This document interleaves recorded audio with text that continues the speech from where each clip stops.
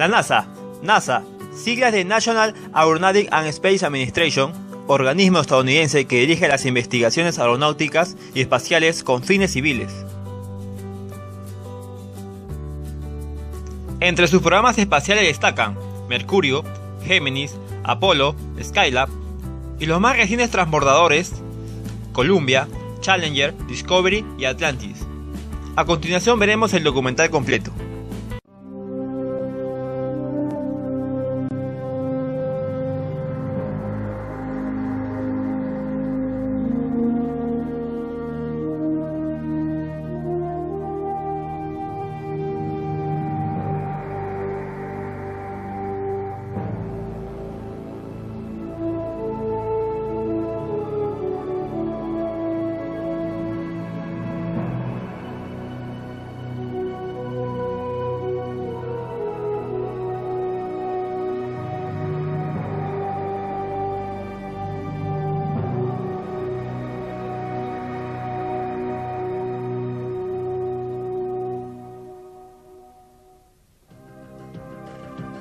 En este capítulo, la legendaria NASA, la Agencia Espacial Estadounidense, desde su creación hasta sus míticas empresas en el espacio.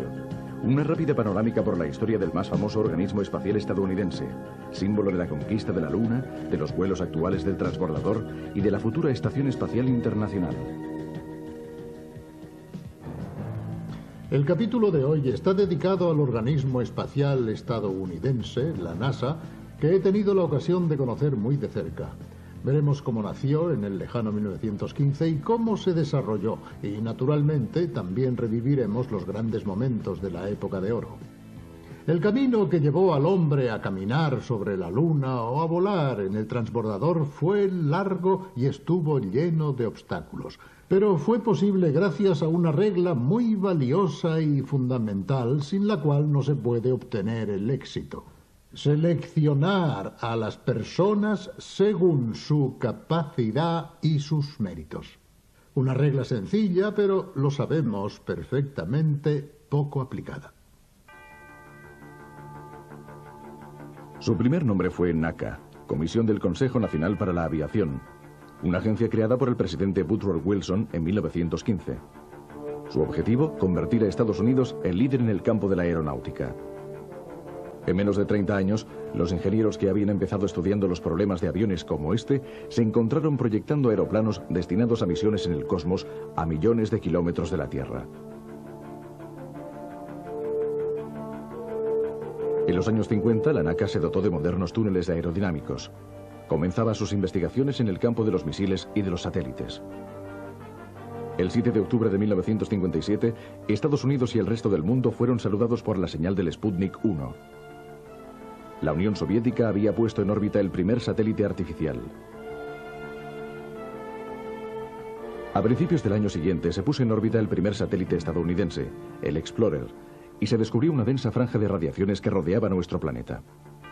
Pocos podían imaginar en aquellos tiempos que saldríamos de la delgada atmósfera que rodea nuestro planeta y que las ondas automáticas alcanzarían los confines del sistema solar.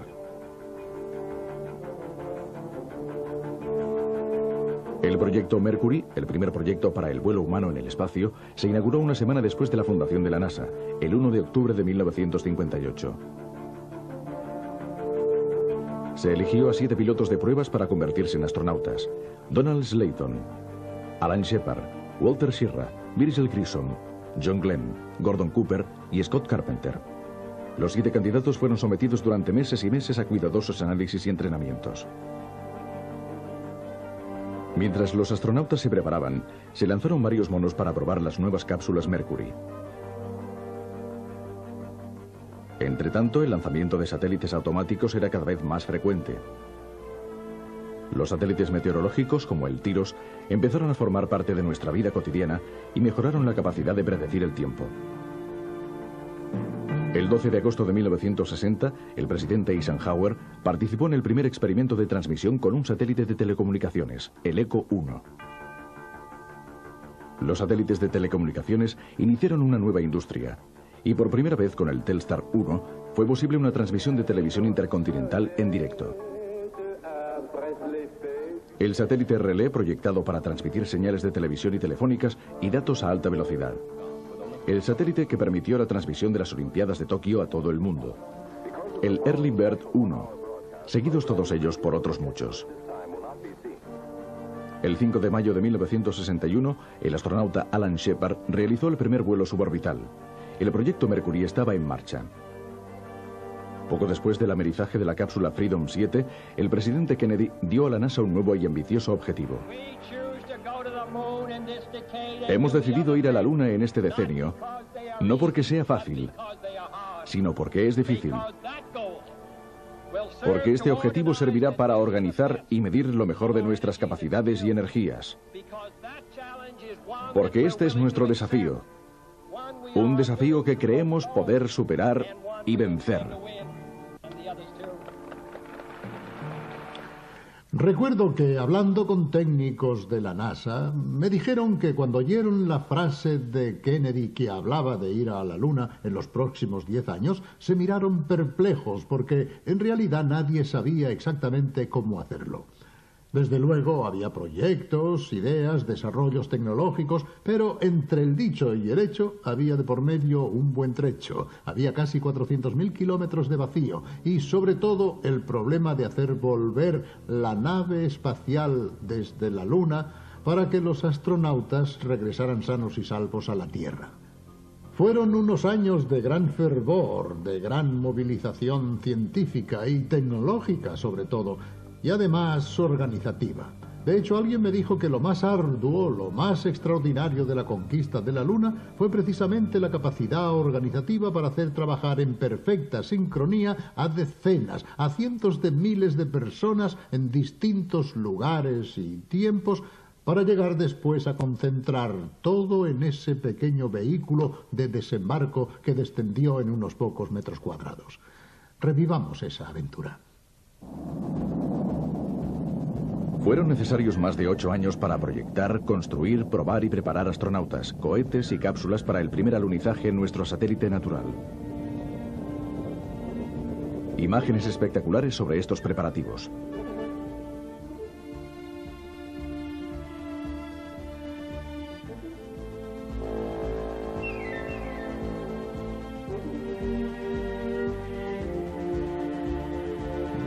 El gigantesco cohete Saturno V se ensambló en el Kennedy Space Center, en Florida. Todo lo relacionado con el Saturno V era enorme. El cohete, el edificio en el que había sido construido y el sistema de cadena para transportarlo hasta la rampa de lanzamiento. El Saturno V, totalmente cargado, tenía una altura superior a los 110 metros. Sus motores principales generaban 160 millones de caballos y las bombas inyectaban el combustible en los motores con la fuerza de 30 locomotoras diésel. Cuando el Saturno V se elevó de la rampa 39 para su vuelo inaugural, pesaba más de 2.800 toneladas.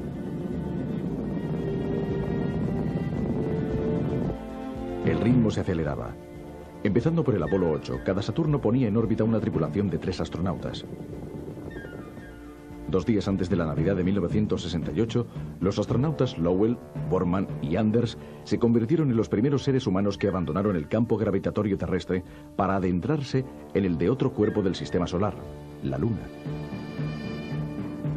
Todo funcionó a la perfección y los puntos de alunizaje eran idóneos. Nuestra Tierra parecía pequeña y frágil en la inmensidad del espacio. Con esta imagen de la Tierra vista desde la Luna, nuestros sentimientos hacia el planeta cambiaron radicalmente. Las limitaciones del medio terrestre y de sus recursos se hicieron patentes como nunca.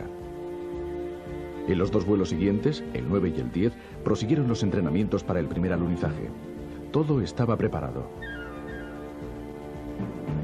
Los astronautas Neil Armstrong, Edwin Aldrin y Michael Collins realizaron el histórico viaje. Próxima parada, el Mar de la Tranquilidad. You're looking great. Coming up 9 minutes. We're now in the approach phase. Everything looking good. Contact light. Tranquility Base here. The Eagle has landed.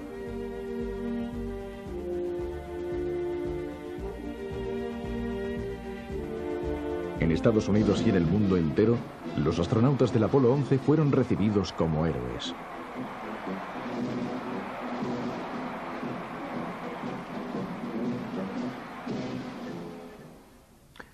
Pero existe otra aventura menos heroica y menos espectacular de la que la NASA se ha estado ocupando durante todos estos años. Se trata de la auténtica conquista del espacio a través de las ondas que han permitido visitar el sistema solar a lo largo y a lo ancho y adquirir conocimientos extraordinarios. Los datos recogidos y las imágenes fotográficas obtenidas por estos vehículos automáticos han revolucionado nuestros conocimientos sobre el universo y no solo sobre nuestro sistema solar. No había astronautas a bordo, no existía la emoción, ni el miedo, ni la incógnita de esos viajes llenos de peligros.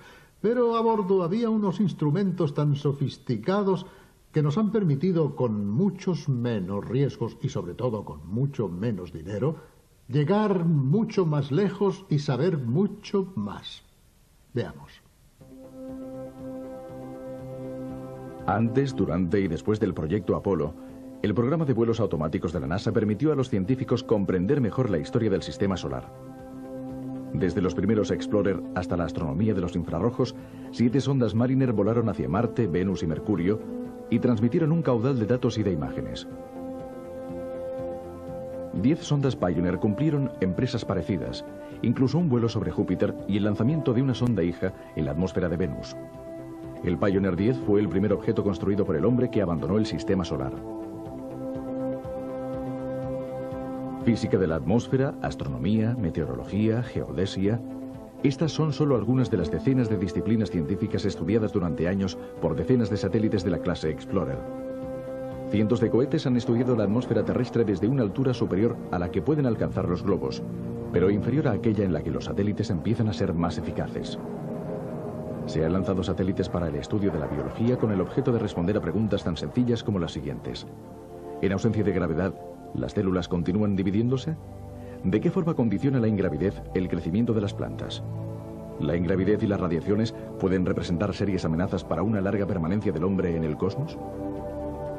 Seres vivos, desde plantas hasta primates, han sido puestos en órbita en satélites para realizar nuevos estudios biológicos. Además, también estaban los OGO, Orbital Geophysical Observatory, que se abrían como gigantescas libélulas, y los OSO, Orbital Solar Observatory, que estudiaban el Sol y su influencia en la Tierra. En los últimos decenios, los observatorios astronómicos orbitales de la NASA, como el Space Telescope, han cambiado radicalmente nuestra visión del universo. Ahora sabemos que el universo es dinámico y que está poblado por cuásares, agujeros negros y otros extraordinarios objetos, por fuerzas catastróficas que causan la muerte y el nacimiento de las estrellas, y por miles de millones de galaxias que giran en la inmensidad de los espacios cósmicos. La NASA ha observado la Tierra desde el espacio con los satélites de la serie Landsat. Cosechas, bosques, contaminación, todo puede ser fotografiado detalladamente para ayudarnos a gestionar con más cuidado los recursos terrestres.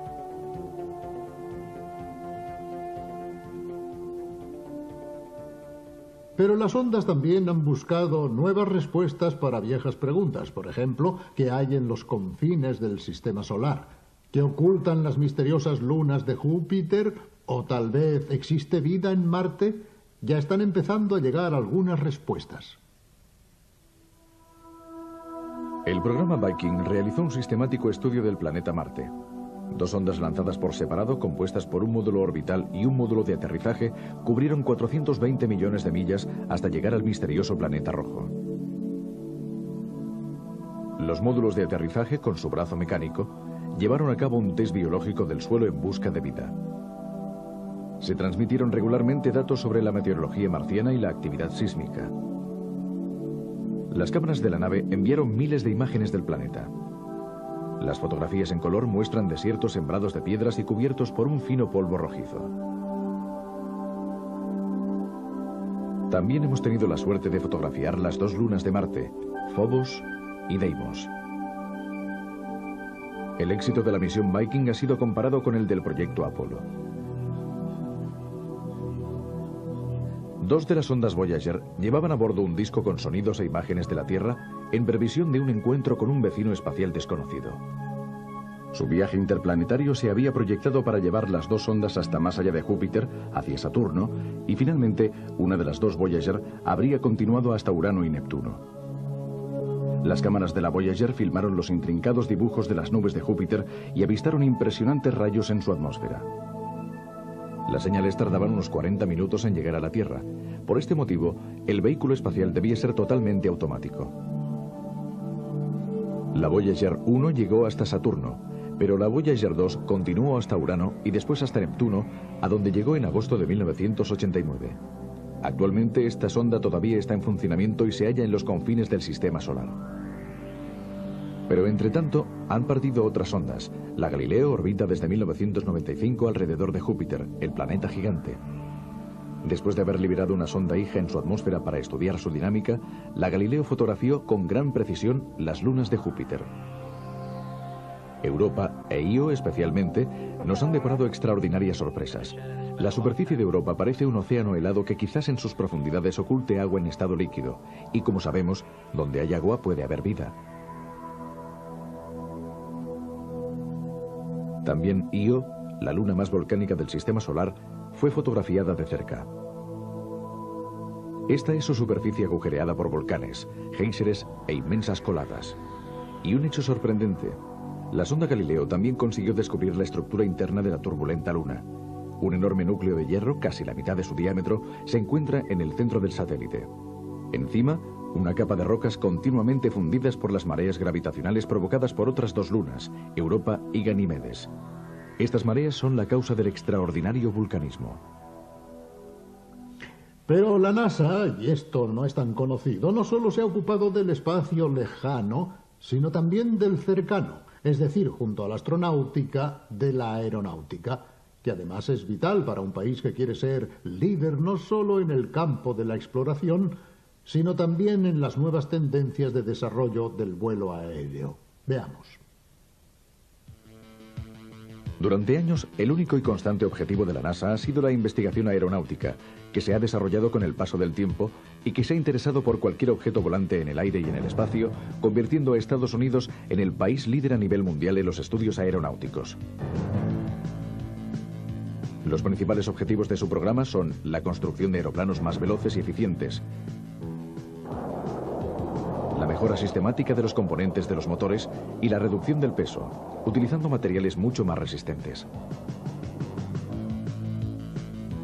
La aeronáutica es el sector más desarrollado de la industria exportadora de Estados Unidos, junto a los programas de desarrollo de la NASA. Existen unos 200.000 aviones en Estados Unidos y los investigadores están intentando aportar mejoras para ellos, estudiando más profundamente los choques aéreos a alta velocidad.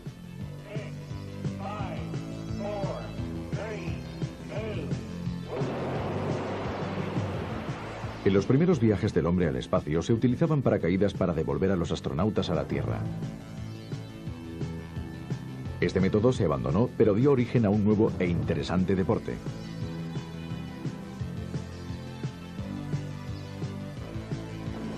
Se han realizado muchos experimentos sobre el aterrizaje y el despegue de los aviones.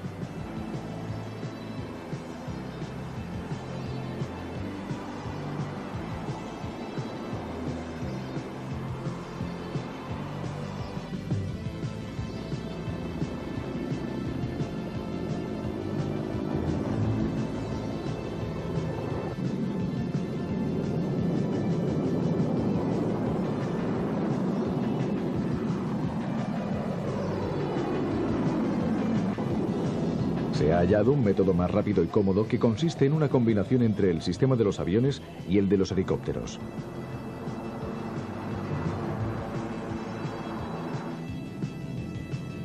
Se trata de una ala oblicua que reduce el rozamiento con el aire, cortándolo con el fuselaje.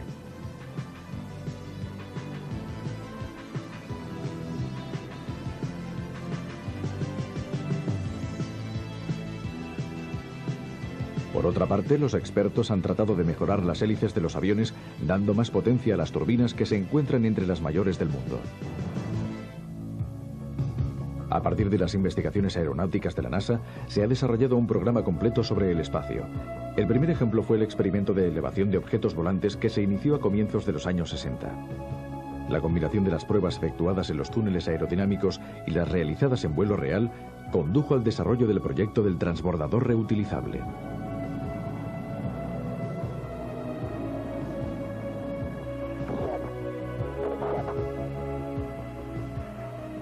Cuando el proyecto y los análisis en los túneles aerodinámicos se completaron, empezó una serie de pruebas de aterrizaje.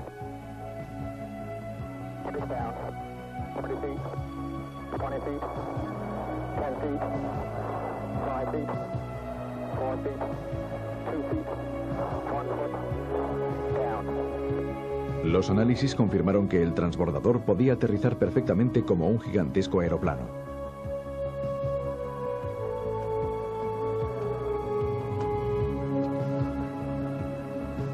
Tras años de investigación, esta es la prueba final.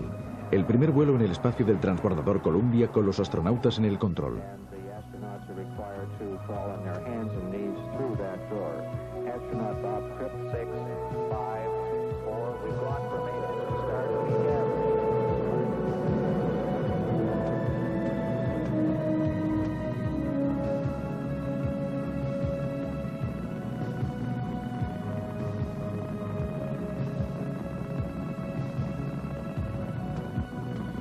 El Columbia obtuvo óptimos resultados y sobre todo demostró que el transporte en el espacio con el transbordador era posible.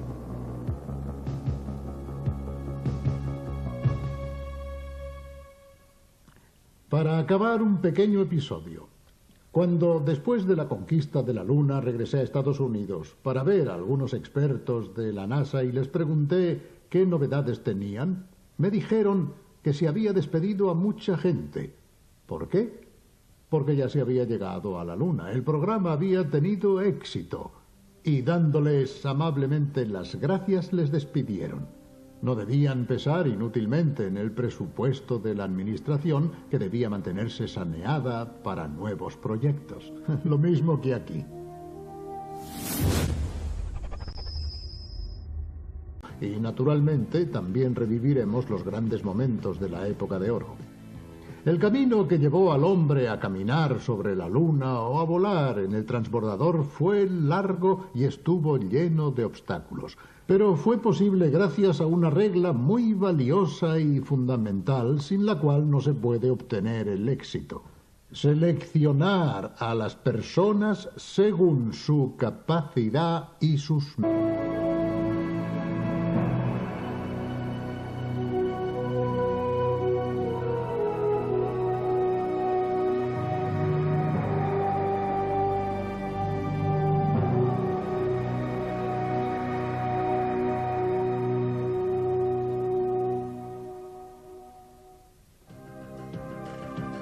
En este capítulo, la legendaria NASA, la Agencia Espacial Estadounidense, desde su creación.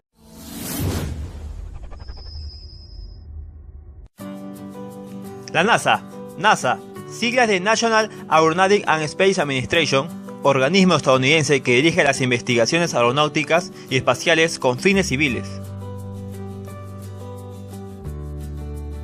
Entre sus programas espaciales destacan Mercurio, Géminis, Apolo, Skylab y los más recientes transbordadores Columbia, Challenger, Discovery y Atlantis. A continuación veremos el documental completo.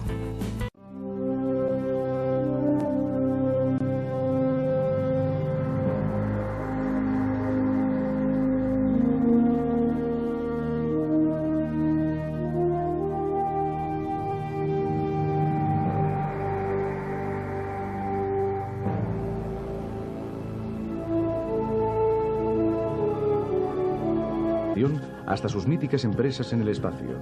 Una rápida panorámica por la historia del más famoso organismo espacial estadounidense, símbolo de la conquista de la Luna, de los vuelos actuales del transbordador y de la futura Estación Espacial Internacional.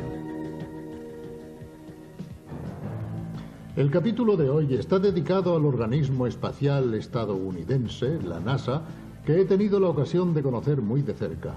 Veremos cómo nació en el lejano 1915 y cómo se desarrolló